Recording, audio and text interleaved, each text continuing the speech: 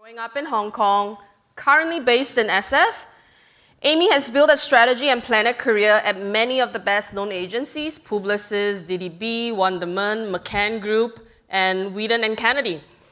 And in 2018, she moved to the west coast of the USA and is currently the partner and head of strategy at Barrett SF, self-described as the biggest small agency in the world, designing tools, designing social scoring, brand momentum scoring frameworks are some of the leading points of differentiation by Amie's team in Barrett. So let's hear more from Amie as she shares a thinking lens around shortcuts or short circuits to inspire us further this morning. Amie. Thank you. Wow, thank you for that introduction.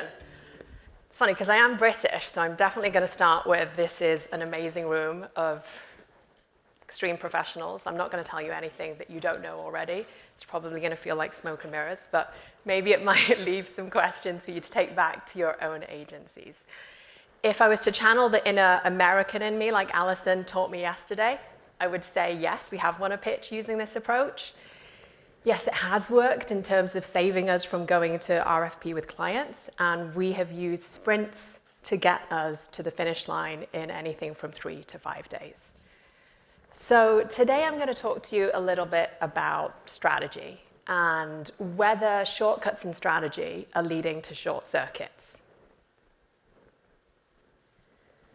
So does anybody in this room feel like their attention span is increasingly under attack? The barrage of updates, messages, notifications, the way that we work, it means that we have destroyed our focus. And in terms of being able to think critically, decades of research is now proving what we know to be true, that this attack on flow has really created procrastination, multitasking, which we all know to be bad for us. And these little devices are really responsible for this decline, this lack of ability to focus and really get into flow. In fact, recent research shows that in 2004, the average attention span was 2.5 minutes, yet fast forward to today and it's 45 seconds, with some studies saying it's up to 8 seconds, which means that our attention span is very much similar to the goldfish that you just saw before. So in terms of multitasking, procrastination, not having flow, if that's what we're experiencing on a personal level, then what does that mean in terms of that corporate and professional world that we work in?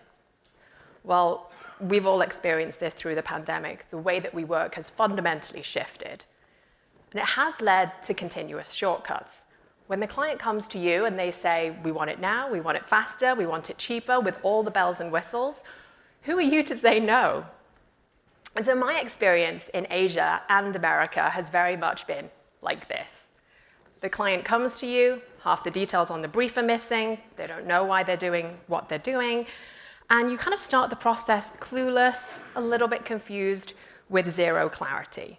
There are missing details, but you start running. You start sprinting as fast as you can to meet those timelines. Halfway through the process, what the heck, the brief changes. And now you have even less time. We've all been through that experience. So fast forward, thank God that's over. We've delivered. Everybody is somewhat happy. You're now moving on to the next project because the AORs are decreasing day by day, and so you're sprinting as fast as you can. But you're kind of left with this question of, are we just creating noise? Did the work actually work? Did we do what we set out to achieve? Or are we just getting caught in this short-term cycle? And so while decreasing attention spans have really affected us personally, it's definitely changed expectations in the workplace. Like I said, we're expecting more, faster, better, and for less. And those expectations, as they increase, well, the quality of output is very much decreasing. And these short-term band-aids that we're applying, this reactive mentality that we have, not having the time to be proactive, is really causing problems for us. In this recent study by Deloitte, it was a recent CMO study from 2023, the figures are slightly wrong, but what it should say is that 60% of CMOs today are spending on short-term performance tactics. And they're spending 40% on long-term. And they've all said that moving forward, they want it to be more balanced. They're looking for 50-50 in terms of long-term branding and short-term branding. And so moving forwards, if we're hearing this from CMOs, what can we do as agencies to help? Knowing that we're getting caught in this short-term reactive cycle, what does that mean for us?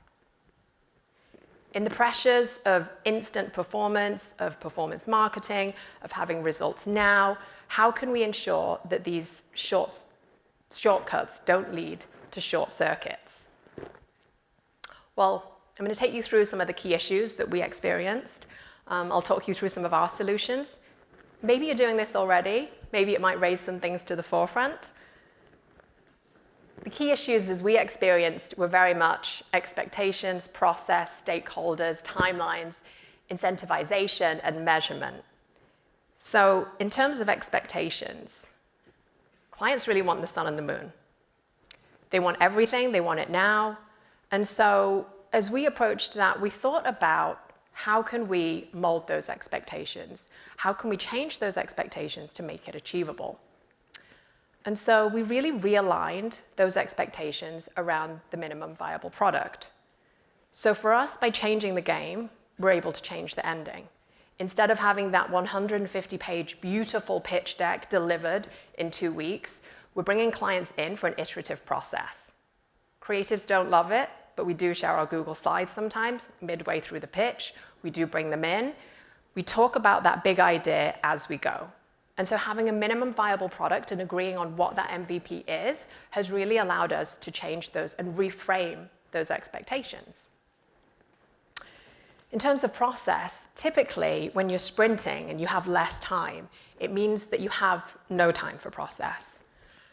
And that's where it's really difficult to follow the talk that we just had because process is not that sexy. In terms of running and thinking about process, for us, we've actually increased process. So we've created a process around sprints that has really enabled us to speed up and be really clear on where we're going and why. So at Barrett, we call these brand momentum sprints. I'm sure that you have ways of working in terms of being agile, having your scrum, sprinting to get to the end product. And for us, this can range from a 3-day to a 30-day project. So from winning a pitch from day one, a typical 24-hour calendar, typical 24-hour day might look like this. Essentially, it's just an agile way of working. It's about being iterative.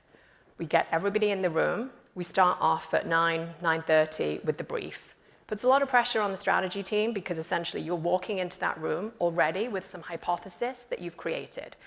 I'm a big believer in 2 hours. I send my strategy team off for 2 hours, and I have an amazing team, so I'm very lucky.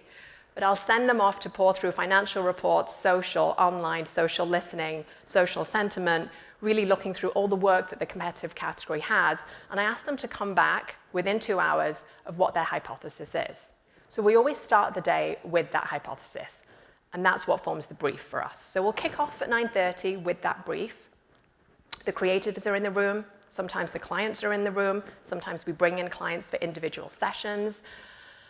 And what I really love about this is we bring in the consumer voice. So we just did this last week for one of our healthcare clients. And on day 2, I was already doing consumer focus groups, having creative listen to the responses of those hypotheses that we were testing. And so by bringing in everyone, dedicating time, we're able to run through at speed to quickly get to the ideas that we need to get to, as opposed to spending 2 weeks and the day before the pitch coming together at 3 a.m. to figure out what the plan is.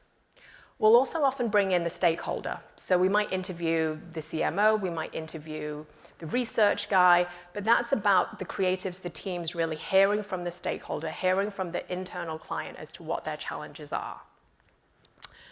The next session we typically go through is like a fast ideation round 2. So then at this point, how are you cutting down your ideas? How are you bringing in the client to get their feedback so that you can be crystal clear on what the 5 ideas are that you're taking forwards?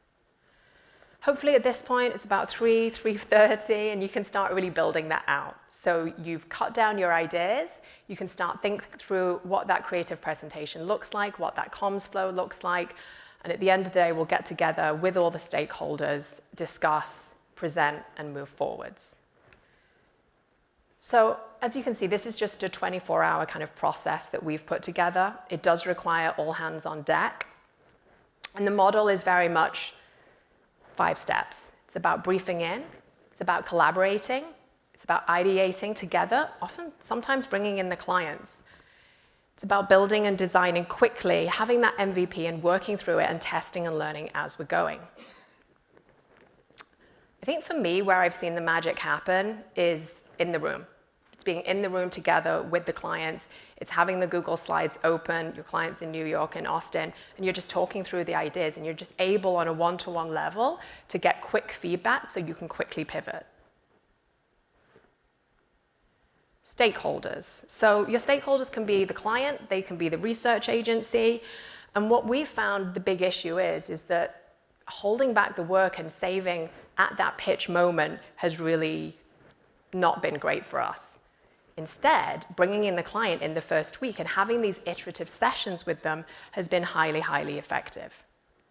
So bringing in clients together, yes, it's about coming together, but this is not for everybody. So we're very clear on this. It's not steering by committee. We're not having every single person in here.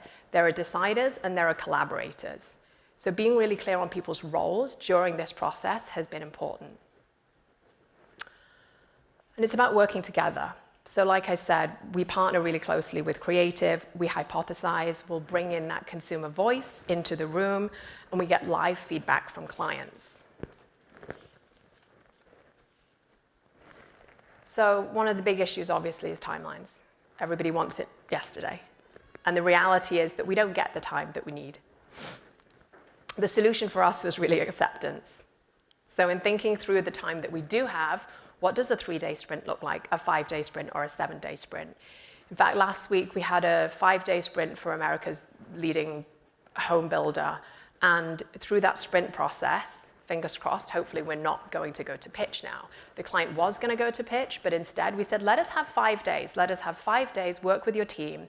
And through that 5-day sprint session, we came up with a plethora of ideas. The client was in the room. And instead of pitching to 6 agencies, hopefully we've been able to shortcut that process.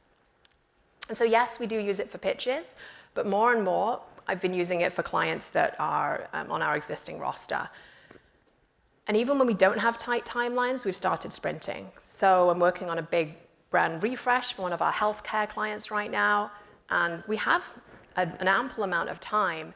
But for me, it's so important on that kind of day 1, day 2, day 3, to set the vision and really think about where we're trying to get to.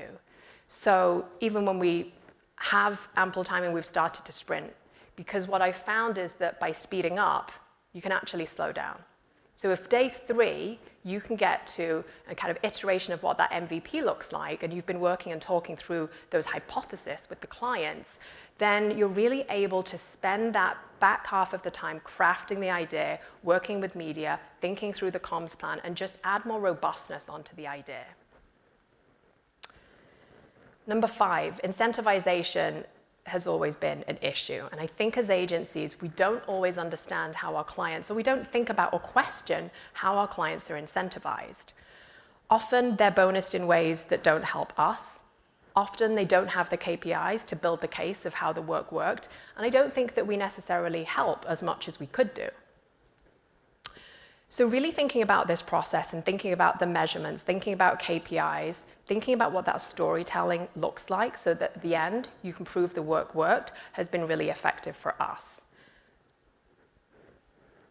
So in terms of measurement, one of the big problems I found as a strategist is as we shift away from the AOR, as we have more project-based work, clients are not opening the books. They're not showing you the data. There's less transparency. There's less kind of long-term focus on the brand health.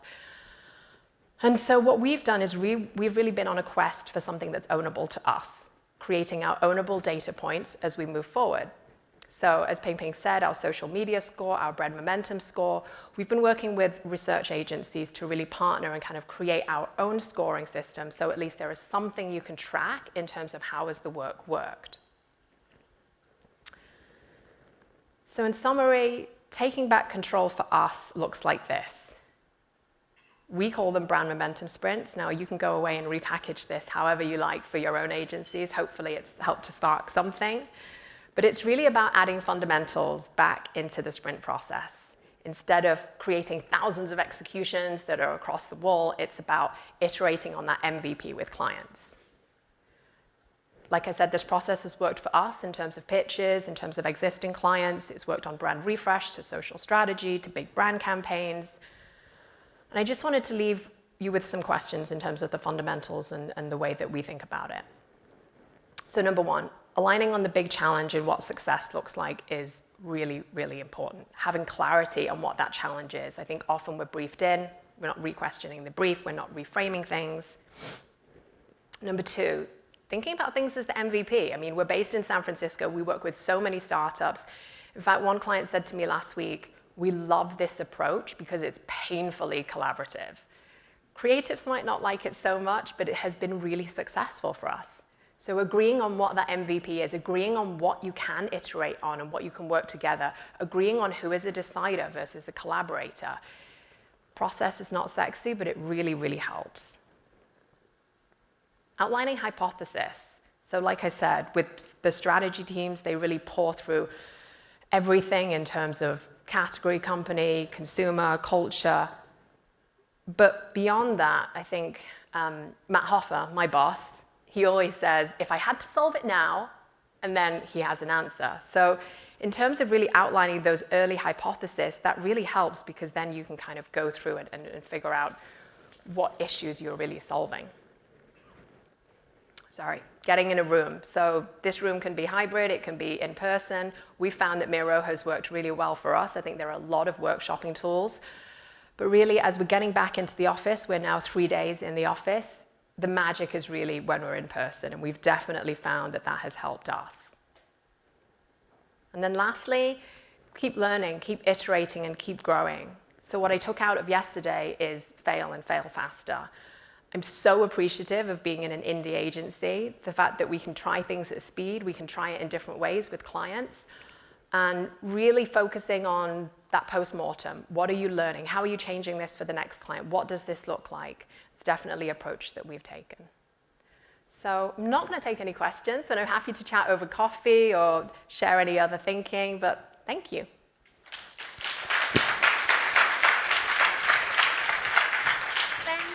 Thank you. Thank you, Amie. One thing that stood out for me